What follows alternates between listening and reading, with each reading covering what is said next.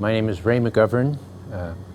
I've worked for the CIA for 27 years, now retired.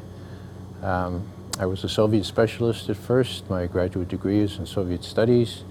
And then I had more responsible jobs in a worldwide kind of coverage nature, working for the President's Daily Brief, actually briefing that one-on-one with some of the President's senior advisors, and working as a chair of the National Intelligence Estimates, which are the supreme genre of analytical product, which the director of the National Intelligence now signs on the cover and presents to the President and the senior advisors. So I was on the substantive side of the agency as distinct from the operational side.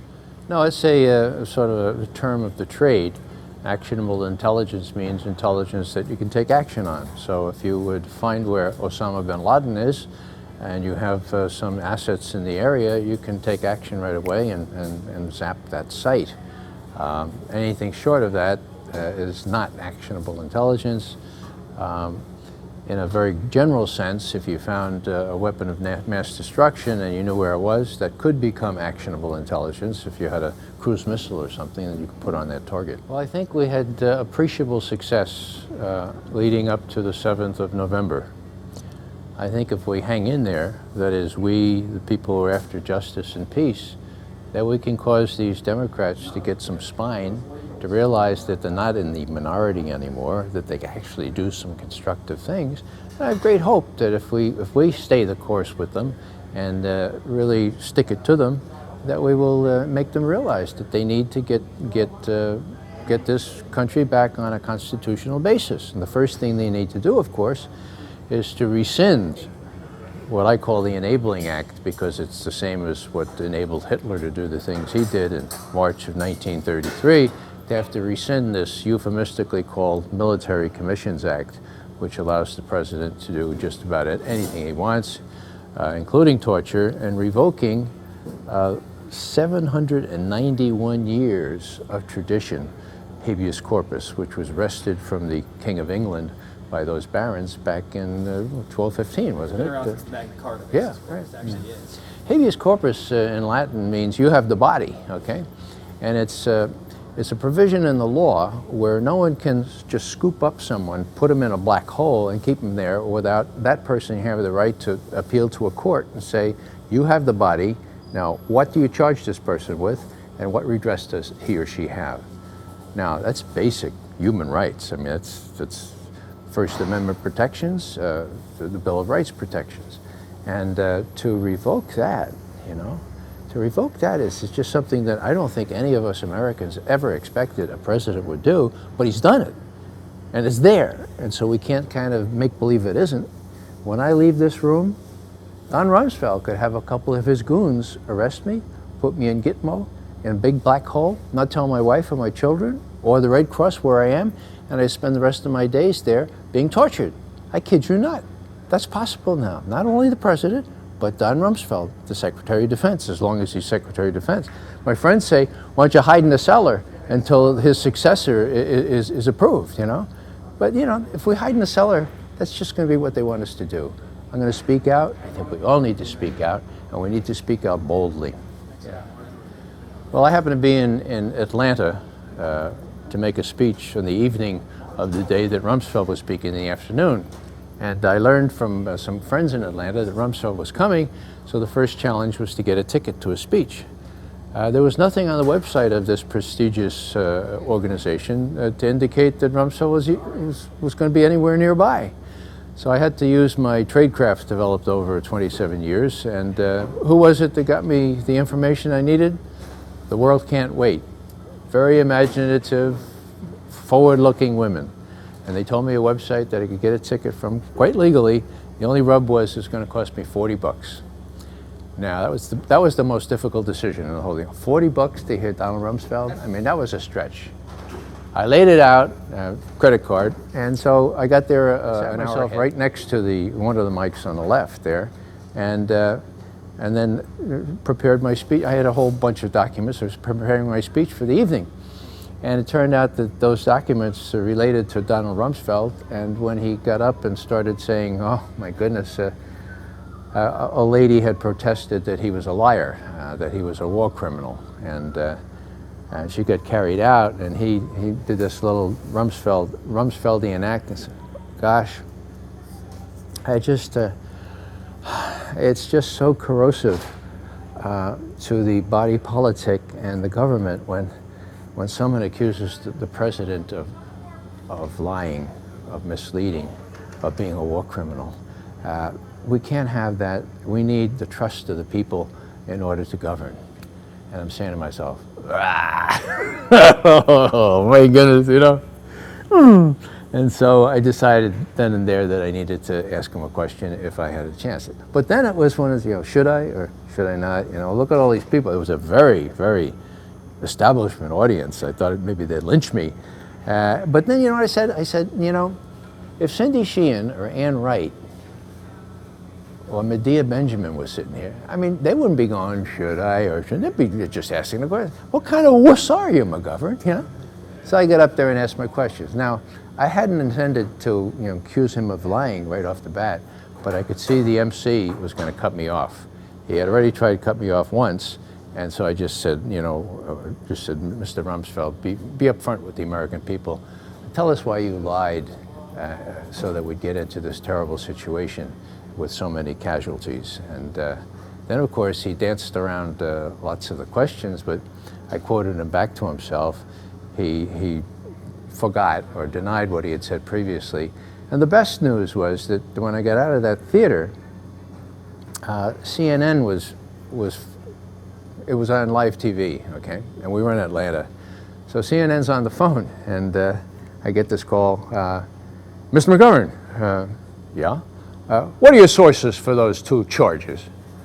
So I, oh, well, hang on for a second. I open my folder. It's the New York Times, September 27th, 2003, and George Stephanopoulos, March 30th, 2002. Any other questions? Oh, thank you. 5 minutes later, very, very officious woman gets on. Mr. McGovern,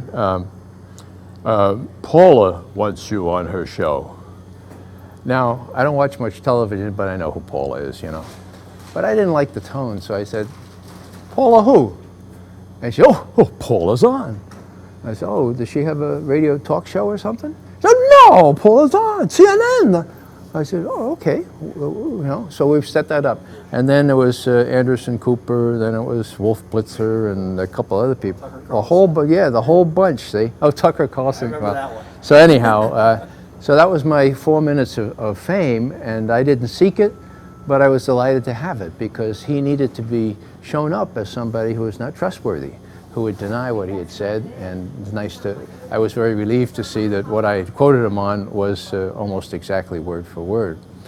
Now with respect to Gates, that's a difficult situation. You know, he benefits from the compared to what factor. I mean, compared to Rumsfeld, anybody's going to smell like a rose here.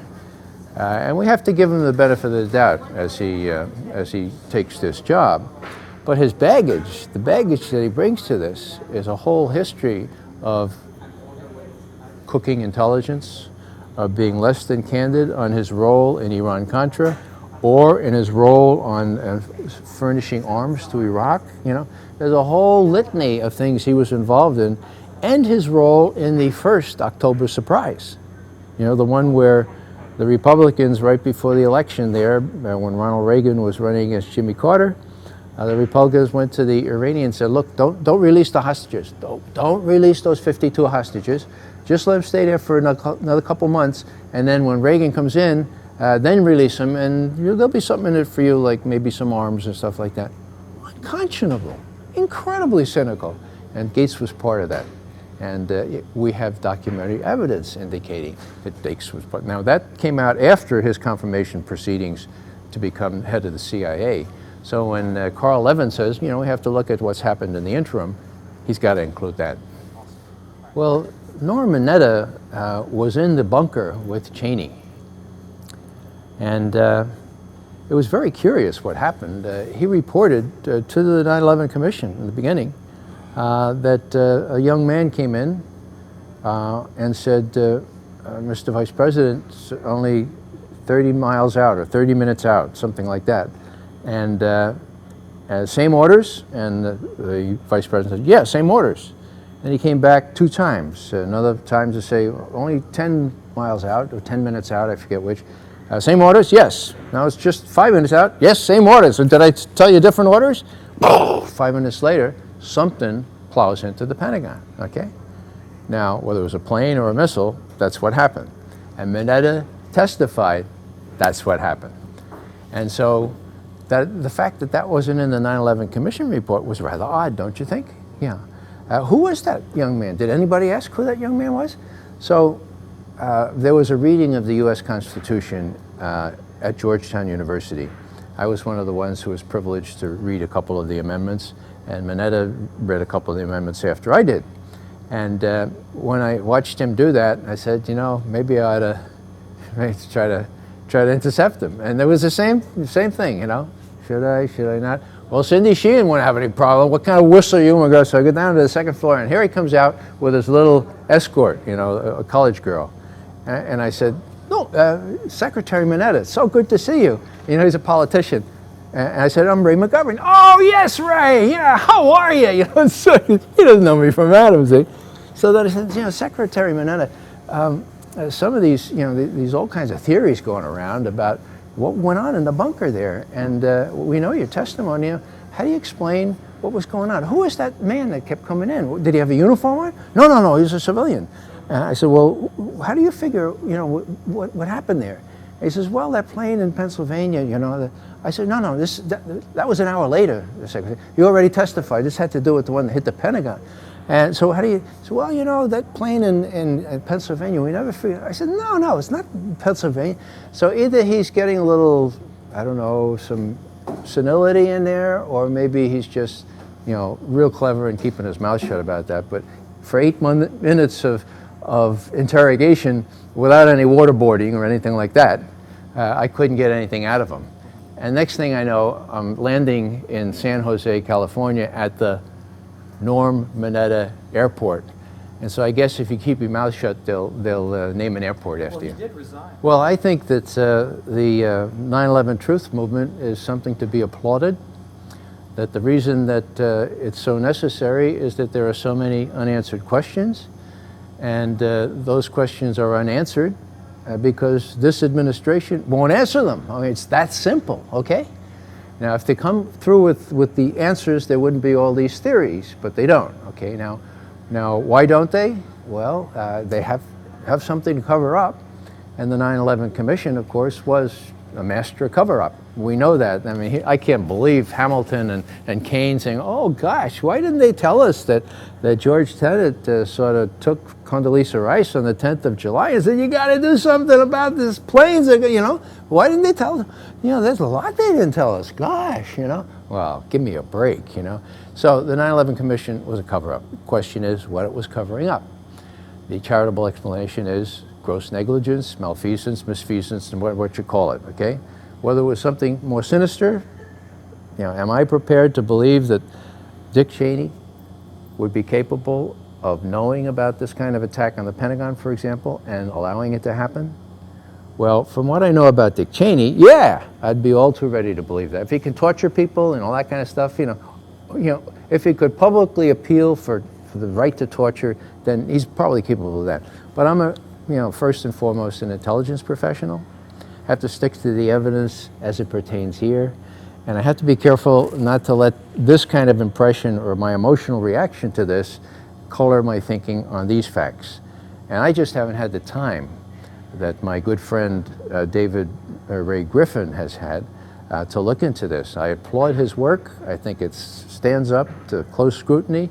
I'm just not there yet because I haven't had a chance to explore the evidence myself.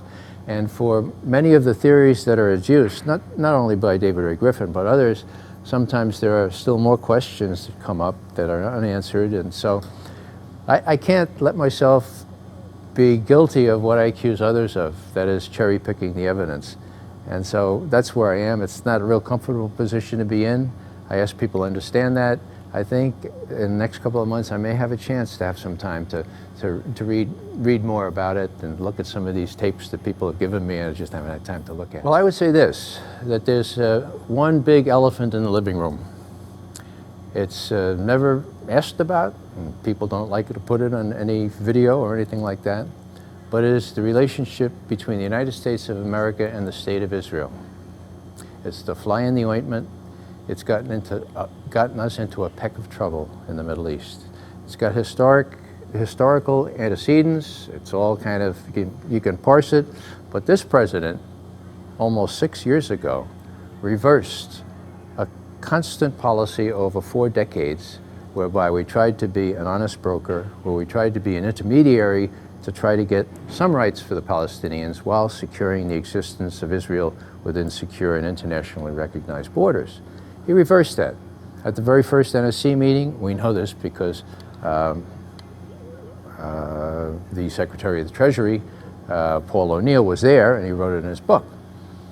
And what the president said is, first thing he said, okay, we know who our friends are in the Middle East, no more of this honest broker stuff. We're going to give Ariel Sharon his head. Anybody know Ariel Sharon? And Powell raised his hand. Yeah, I know him. Well, we're just going to, what do you think? And Powell says, well, I think that might be dangerous to unleash Ariel Sharon. He said, well, the president says, well, sometimes a show of force, it can be a good thing. You know, we'll see what happens. Well, we've seen what happened, right? Last 6 years, we've seen what happened. And so he reversed that policy, and the sooner we get back to a policy where we recognize that the Palestinians also have a right to exist, as soon as our politicians can get bold enough to say, look, this is a justice issue.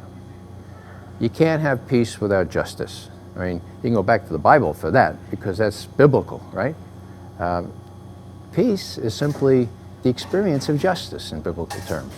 And that's true today as it was back then. So we have to do a little bit more justice, or a lot more.